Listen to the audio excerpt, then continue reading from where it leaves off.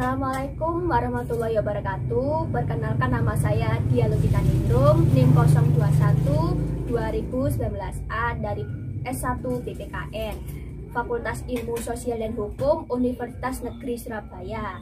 Kali ini saya akan menyelesaikan tugas mengenai mata kuliah Keterampilan Mengajar dan Pembelajaran Mikro oleh dosen pembimbing Raden Rolonani Setiawati MSI. Kali ini saya akan membahas tentang subbab semangat para pendiri bangsa dalam merumuskan dan menetapkan Pancasila sebagai dasar negara. Selamat menyaksikan. Assalamualaikum warahmatullahi wabarakatuh. Waalaikumsalam warahmatullahi wabarakatuh. Selamat pagi anak-anak. Selamat pagi, Bu. Selamat pagi, Bu. Bagaimana kabarnya hari ini? Alhamdulillah baik. Baik. Alhamdulillahirobbilalamin. Alhamdulillah bisa kita berkesempatan pada hari ini. Tentunya anak-anak juga sehat, tapi harus diingat ya anak-anak ya, masa pandemi kali ini kita tetap menjaga protokol kesehatan. Dan jangan lupa untuk motivasi belajar kalian dengan sebaik mungkin ya anak-anak ya, untuk mencapai semua cita-cita kalian. Ya, baik. Sebelum memulai pembelajaran kali ini, marilah kita berdoa menurut agama dan kepercayaan masing-masing yang dipimpin oleh Ibu ya. Berdoa selesai. Ya, baik ya. Anak-anakku sekalian, marilah kita bernyanyi Garuda Pancasila ya, yang dipimpin oleh Mbak Dian Novitasari. Ayo. Teman-teman, kita bernyanyi Garuda Pancasila. Satu Garuda Pancasila. Aku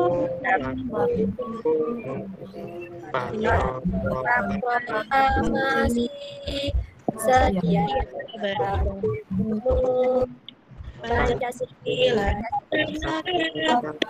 rakyat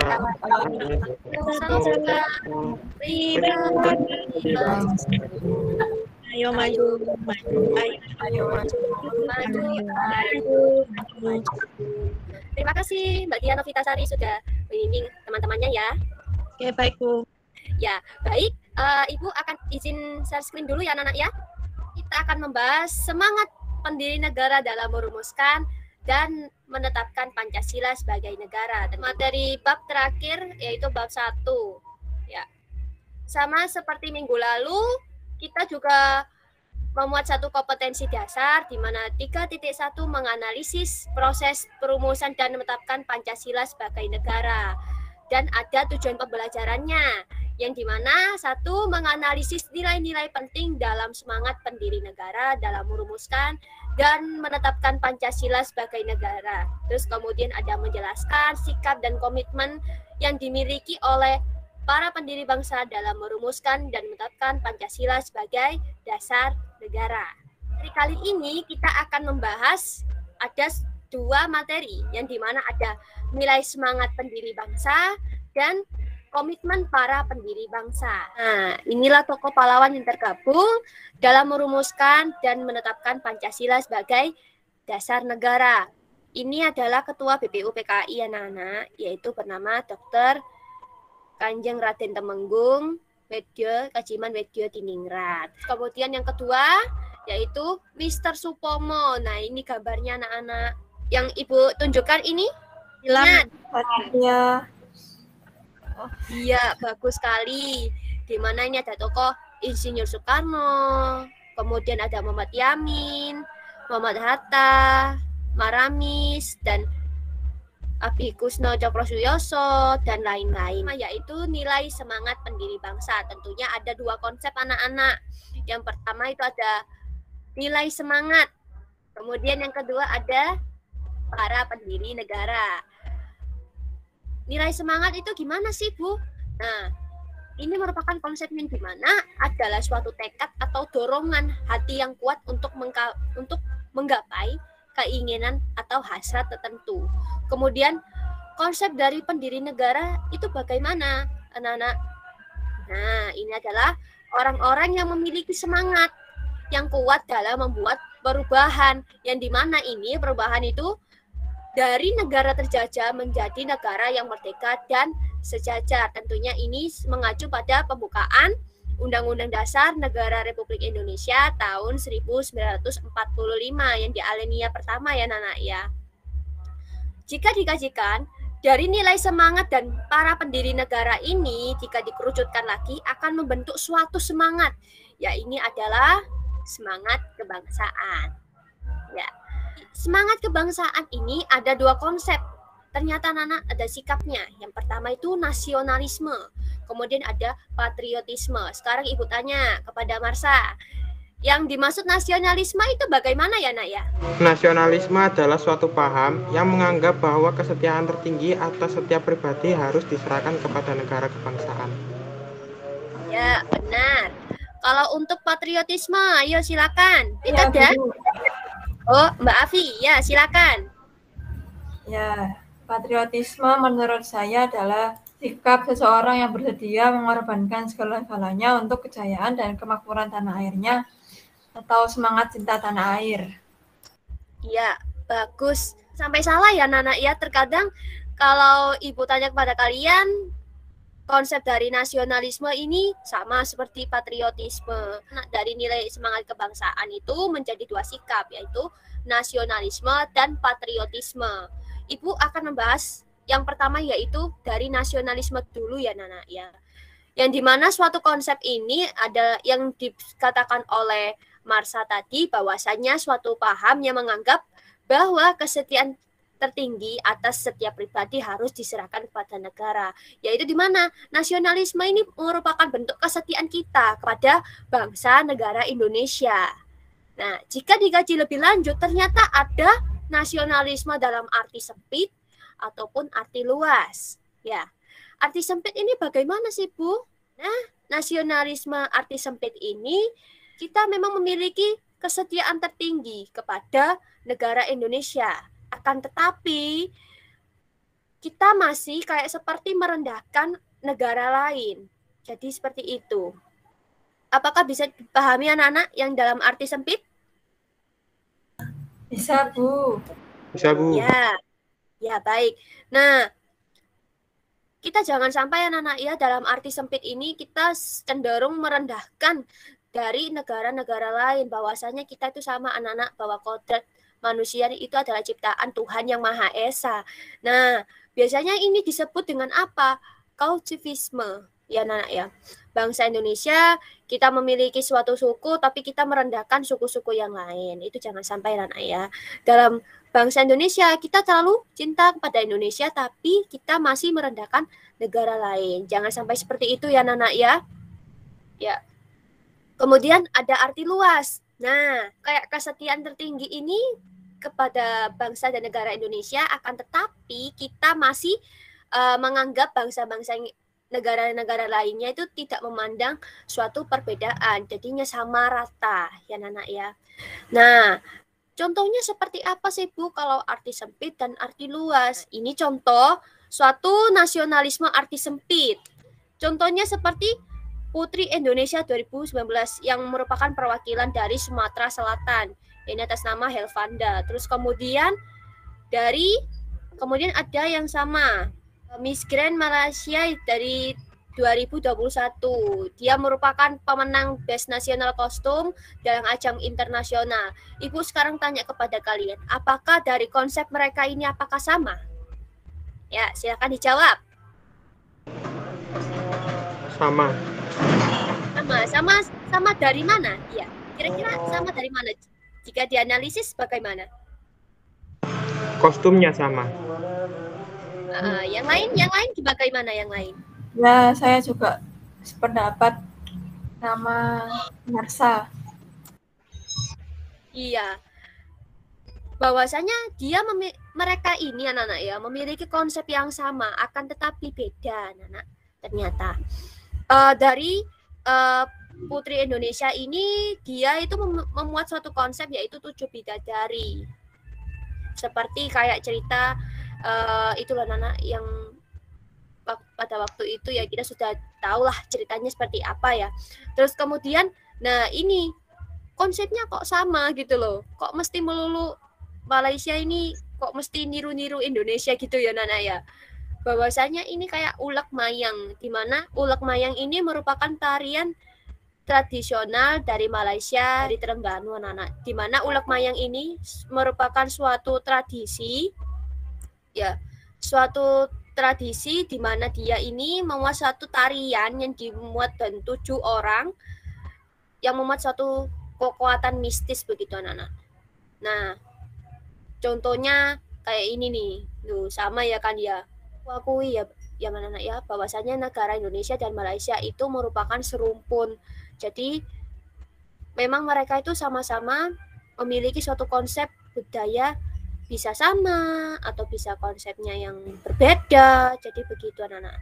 Nah, dari contoh komen-komen seperti ini anak-anak ya, ini jangan ditiru ya anak-anak. Jiplak dihujat dong.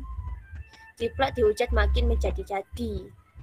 Gitu. Ini dari itu permasalahan pada kasus tersebut. Terus kemudian ada lagi anak-anak. Nah, ini adakah yang tahu? Nggak tahu, Halo? Bu. Iya. Kira-kira kalian mangkel nggak? Kayak marah nggak sih kalau misalkan klaim batik dari negara Malaysia itu? Ya, marah, Bu. Soalnya batik punyanya Indonesia. Bener ya. Iya. Ini merupakan kesalahpahaman ya anak-anak ya. Jadi begini ceritanya itu. Memang batik itu merupakan suatu kebudayaan dari negara Indonesia, khususnya Jawa, yaitu daerah Pekalongan. Ya, akan tetapi kenapa dia ini bisa mengklaim seperti itu, bahwasannya ada masyarakat Jawa yang telah migrasi ke Malaysia, khususnya di Johor. Nah, dari migrasi tersebut, dari masyarakat Jawa itu, mereka itu kayak seperti mensosialisasikan, ini loh produk dari negara Indonesia. Jadi mereka terus mengupayakan ukir-ukiran. Jadi seperti itu anak-anak. Jadinya sehingga dari pemerintahan Malaysia itu telah memberikan penghargaan bahwasanya batik ini merupakan berasal dari Jawa, gitu aja anak-anak. Jadi ini tanpa kayak seperti Indonesia gitu. Dan kita tahu sendiri bahwasanya ini batik itu merupakan telah disahkan oleh UNESCO. Nah, ini contoh seperti komennya ini. Nah, ini benar anak-anak sebagai warisan ini. Nah, ini kita tidak boleh belagak seperti ini. Jadi gini loh. Kita boleh menerima suatu berita, akan tetapi kita harus memilah-milah dan kita harus mengkritisi bagaimana kok dia bisa mengklaim seperti ini. Jadi seperti itu. Lanjut pada contoh nasionalisme arti luas. Nah, Ibu tanya pada kalian, ini apakah sudah terpasang ke kelas kalian? Foto dari Sudah, Bu. bagus. Berarti Sudah, Bu. iya. Ini sangat penting ya anak-anak ya, ini merupakan contoh nasionalisme, iya. Terus kemudian ini contohnya kita dilakukan Senin pagi. Biasanya pada masa pandemi ini kita telah melakukan kayak suatu upacara dalam virtual gitu ya anak-anak ya. Terus kemudian ada ASEAN. Nah, ini kayak saling dari presiden seluruh ASEAN ini telah berjabat tangan untuk mempererat suatu hubungan baik secara hubungan kerjasama nasional. Kemudian, nah ini pada waktu itu ya anak-anaknya kita sudah paham bahwasannya dari atlet Indonesia badminton telah memenangkan suatu kompetisi yaitu Olimpiade Tokyo. Meskipun mereka ini memiliki jiwa nasionalisme yang tinggi, tapi mereka tidak merendahkan negara yang lain. Jadi seperti itu. Bisa dipahami ya anak-anak ya? Bisa, Bu. Bisa, Bu. Ya, baik. Lanjut. Nah, kita kembali anak-anak ya. Ibu akan menjelaskan mengenai patriotisme. Ya, seperti yang dikatakan oleh Mbak Afi tadi itu memang benar anak-anaknya. Bahwasanya patriotisme itu merupakan semangat cinta tanah air atau sikap yang mengorbankan segala-galanya untuk mempertahankan bangsa dan negara. Dari sikap patriotisme ini merupakan mulai dari sikap nasionalisme terlebih dahulu, kesetiaan kepada negara. ataupun bangsa, ya anak ya. Setelah itu muncullah sikap dari sikap patriotisme itu sendiri yang biasanya kita disebut dengan jiwa semangat 45. Adapun ciri-cirinya, yang pertama, mencintai tanah air dan mendahulukan kepentingan tanah air. Kemudian jiwa solidaritas dan kesetiakawanan antar suku, antar golongan, dan antar bangsa. Kemudian ada jiwa toleransi atau tenggang rasa antara agama, antar suku, ataupun antar golongan, dan antar bangsa. Kemudian ada jiwa tanpa pamrih dan bertanggung jawab. Yang kelima, ada jiwa kesatria dan kebesaran jiwa yang tidak mengandung balas dendam. Ini adalah contoh sikap patriotisme ya Nana ya. Bahwasanya ini. Nah, ini contoh, ini gambar apa Nana kira-kira? TNI. Iya, benar. Bahwasanya TNI itu menjaga keamanan atau kedaulatan negara ya? Ayo, yang mana? Ayo. Kedaulatan negara, Bu. Benar. Kalau yang ini, gambar ini, yang pakai baju hitam ini apa? Polisi. Polisi. Kemudian ada saling berpegang tangan dalam menghargai atau menghormati agama yang berbeda-beda. Bahwasanya kita bangsa Indonesia itu memiliki 6 agama secara resmi. Akan tetapi dalam sidang Mahkamah Konstitusi dan kepercayaan itu masih dihargai anak-anak dan bisa dicantumkan kepada kartu tanda penduduk. Kemudian ada lagi. Nah, ini perwujudan anak-anak yang memakai baju adat ini memang itu cerminan dari bangsa Indonesia sendiri. Bahwasanya bangsa Indonesia ini memiliki banyak keragaman gitu.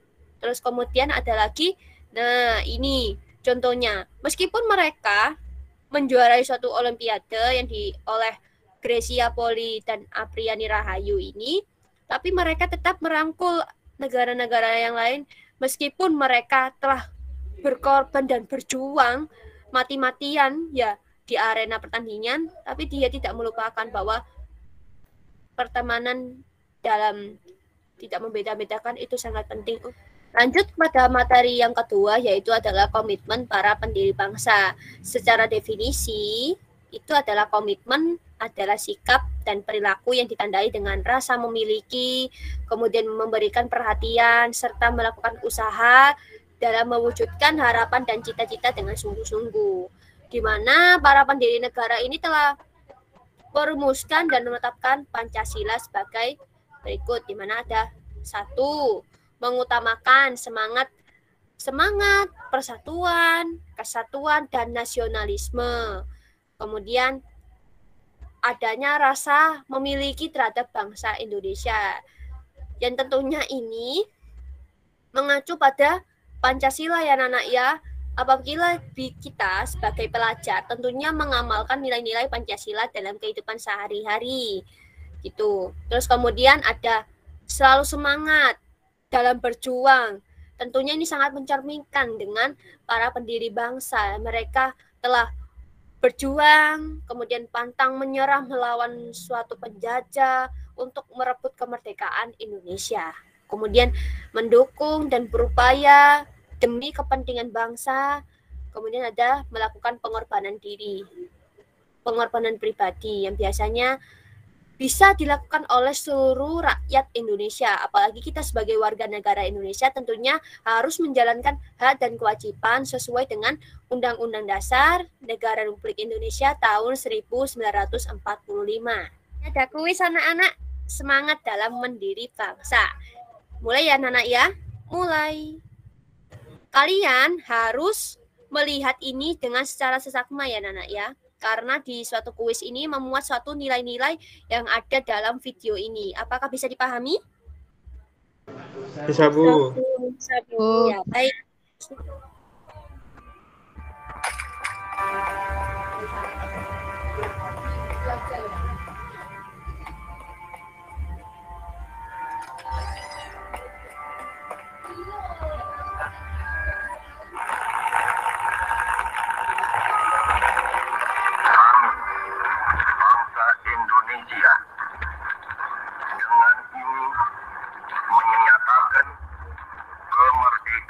Indonesia Siapa lagi kalau bukan Soekarno? Lantang, berani, memproklamasikan kemerdekaan Indonesia. Atas jasa besarnya, ia lalu ditunjuk sebagai presiden pertama Republik ini. Tapi coba tebak, apa perintah pertamanya sebagai presiden baru saat itu? Membentuk tentara?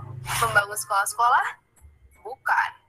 Perintah pertamanya adalah memesan 50 tusuk sate dari pedagang di pinggir jalan, lalu memakannya dengan duduk di pinggir selokan.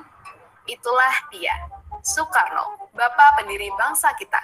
Jangan lupakan bahwa ia tetaplah orang biasa, sama seperti kita semua. Jika mendengar namanya, kita bisa membayangkan sosok pejuang yang gagah dan berwibawa. Namun, ketika kecil, Soekarno bukanlah sosok yang kuat. Hidupnya hampir tak terselamatkan, menderita karena sakit-sakitan. Sampai-sampai ayahnya mengganti namanya dari Kusno menjadi Karno. Entah kenapa, sejak itu pun Soekarno seperti terlahir kembali. Ia tumbuh besar dengan sehat, menjadi anak cerdas yang berprestasi. Beranjak remaja, merantaulah anak cerdas itu ke Bandung untuk belajar di sekolah teknik sipil. Ia lulus menjadi bumi putra ketiga yang menjadi insinyur kala itu. Tapi sang insinyur justru lebih jatuh cinta pada seni dan keindahan. Ia lebih suka merancang gambar menjadi bangunan. Kecintaannya pada keindahan juga ia temukan pada sosok perempuan yang menjadi ibu kosnya. Inggit Garnasih namanya. Mereka menikah lalu berdampingan merintis perjalanan awal Soekarno sebagai pejuang revolusi. Tahun-tahun berikutnya diisi Soekarno dengan perjuangan. Sebagai murid Cokro Aminoto, Soekarno akrab dengan dunia aktivis dan dunia tulis-menulis surat kabar. Kemahirannya dalam menguasai 11 bahasa membuatnya menjadi juru debat yang handal, yang tak canggung berbicara kepada dunia. Ia lalu mendirikan partai menggalang kekuatan rakyat hingga ditangkap karena dianggap memberontak dan dijebloskan ke penjara berkali-kali. Dibuang ke antah berantah sampai membuatnya frustasi. Pada satu titik, ia hampir putus asa. Api itu perlahan meredup. Jika bukan tanpa Inggit, Soekarno mungkin sudah menyerah. Tapi tidak. Dengan dukungan sang istri yang rajin mengirimkan surat dari kerabat dan rekan perjuangan, api itu kembali menyala. Dalam pengap kurungan penjara, ia menuliskan pemikirannya dalam pidato pembelaan. Indonesia Menggugat, judulnya. Pidato yang mampu menggerakkan jiwa dan raga rakyat Indonesia, membakar api revolusi yang lebih kuat dari 1000 bedil milik serdadu bersenjata lengkap. Maka ketika orang-orang mencari sosok nomor 1 simbol perlawanan, sang putra Fajar hadir sebagai jawaban.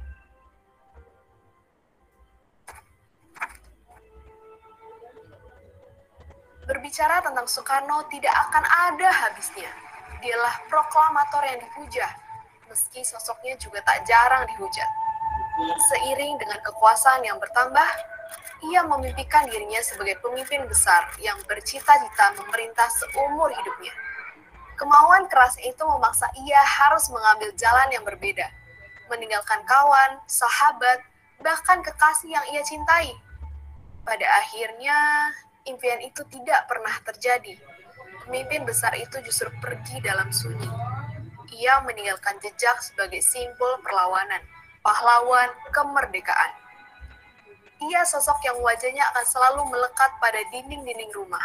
Dan tentu saja, hati kita semua. Ini ada kuis ya. Ibu akan menunjuk, terus kemudian dari ibu yang sudah tunjuk, bisa menunjuk teman yang lain. Apakah bisa dipahami anak-anak? Bisa, Bu. Bisa, Ya, Bu, bisa. baik ya. Ayo, silakan untuk... Ya. Ipit mau pilih nomor berapa, nak? Pilih nomor 2. 2. Oke. Tokoh yang tidak termasuk pada video Insinyur Soekarno, yaitu... Ayo, siapa tadi? Fajar. Oke. Benar sekali, hebat untuk Mbak Pipit. Mbak Pipit bisa memilih yang lain. Siapa, Mbak? Ayo, Mbak siapa? Adela. Cita Bella. Mau pilih nomor berapa, nak? Saya pilih nomor Atau 6, Bu. Oke, baik. Insinyur Soekarno merupakan lulusan Teknik Sipil Bumi Putra ke 1. yakin? 1. Ketiga. Ketiga. Lap. Saya dulu. 3 yang benar. Oke, baik. Saya nunjuk Marsa, Bu. Ya, Marsa mau pilih nomor berapa? 1. Oke, baik. Insinyur Soekarno disapa dengan Bapak Proklamator. benar sekali. Ya. Marsa mau tunjuk siapa? Absen 26. Absen 26. Firda Aura. Nomor 5. Oke. Apa yang dilakukan Insinyur Soekarno untuk membela diri ketika dalam penjara? Ayo. B. Membaca surat dari Ibu Inggit. Yakin? Untuk membela diri loh. Ayo. Yang lain bisa. Bisa membantu temannya. Oh, yang Ayo. C, Bu, yang C. Pidato yang Indonesia benar. Merdeka. Afi. Saya pilih nomor 1. Nomor 1 sudah tadi sayang. Oh, Ayo. nomor 10. 10. Baik. Menurutmu Insinyur Soekarno itu memiliki nilai seperti apa? Ayo. Soekarno menurut saya memiliki nilai juang yang tinggi dan tidak mudah menyerah pada kegagalan gitu loh. Terus bangkit. Iya, benar. Bahwasanya Insinyur Soekarno ini memiliki sikap pantang menyerah, lantang, dan untuk memperjuangkan kemerdekaan negara Indonesia yang dimiliki oleh sikap nasionalisme dan patriotisme. Ayo, yang jawab ini siapa? Siapa guru dari Insinyur Soekarno? Benar. Minto. Ya, terus lanjut. Apa keahlian dari Insinyur Soekarno? Jurnal Pidato. Ayo. nggak tahu. Pidato. Ya, selain itu ada lagi loh. Ayo. Bicara debat. Nah, Insinyur itu Soekarno itu juga memiliki keahlian pidato dan juru bicara debat ataupun aktivis. Itu ya anak ya. Terus nih pada saat perkuliahan Insinyur Soekarno mengambil studi apa ayo tadi? Teknik sipil. Teknik sipil. Benar. Ya. Bisa dibacakan ini kesimpulannya siapa yang bantu Ibu? Saya, Bu. Kesimpulan, semangat kebangsaan harus tumbuh dan dipupuk oleh setiap warga negara Indonesia. Hal ini harus tumbuh dalam diri kita untuk mencintai dan rela berkorban untuk kepentingan bangsa dan negara. Seseorang yang memiliki rasa kebangsaan Indonesia akan memiliki rasa bangga sebagai warga negara Indonesia. Ya, terima kasih. Marsa sudah bacakan suatu kesimpulannya ya nak ya, bahwasannya kita sebagai warga negara Indonesia tetap memiliki rasa nasionalisme dan rasa patriotisme untuk selalu mendahulukan kepentingan bangsa di atas kepentingan pribadi dan golongan. Ya, baik. Dari sini, apakah ada pertanyaan? Bu Luki, kuisnya sudah selesai ya, Bu? Iya, sudah tadi. Sudah dijawab bersama-sama kan tadi? Oh iya. Iya. Hadiahnya apa, Bu? Kan Hadiahnya biasanya kalau apa? kuis itu hadiahnya 1 juta rupiah, seperti itu, Bu. Hadiahnya, Bu. Ya nanti kalau udah dapat uang ya nanti ya bekerja tona. Nanti Ibu akan berikan itu. Ibu tunggu aja di Iya, Bu. kantin ya. Iya, Bu. Iya, baik. Iya. Iya. Oke, baik tidak ada pertanyaan ya anak ya. Ibu langsung menutup pada kegiatan pembelajaran kali ini. Ibu akan memberikan suatu pengayaan. Nah, contohnya formatnya seperti ini nih anak-anak ya. Nanti dicatat pada buku catatan kalian mengenai misalkan Insinyur Soekarno, peranannya itu seperti apa? Sebagai Bapak Proklamator, nilai-nilainya apa? pantang menyerah, terus kemudian sikap patriotismenya, sikap nasionalisme, terus kemudian apa yang kamu lakukan sebagai pelajar? Kita melakukan suatu upacara bendera sebagai penghargaan para pahlawan yang telah mendahului kita. Apakah bisa dipahami anak-anak yang bentuk pengayaan ini? Tugas Bisa, Bu. kalian ya? Ya, di buku catatan kalian anak-anak ya? Iya. Apabila Ibu memiliki kesalahan kepada kalian, kata dari kalian, mohon dimaafkan ya anak-anak ya. Bahwasanya kita malu untuk belajar pun itu yang penting kita sering membaca untuk membuka suatu wawasan kalian. Ya, baik Ibu akhiri. Tetap semangat ya anak-anak ya dan menjaga protokol kesehatan ya. Sekian, terima kasih dari Ibu. Wassalamualaikum warahmatullahi wabarakatuh. Waalaikumsalam. Waalaikumsalam warahmatullahi wabarakatuh.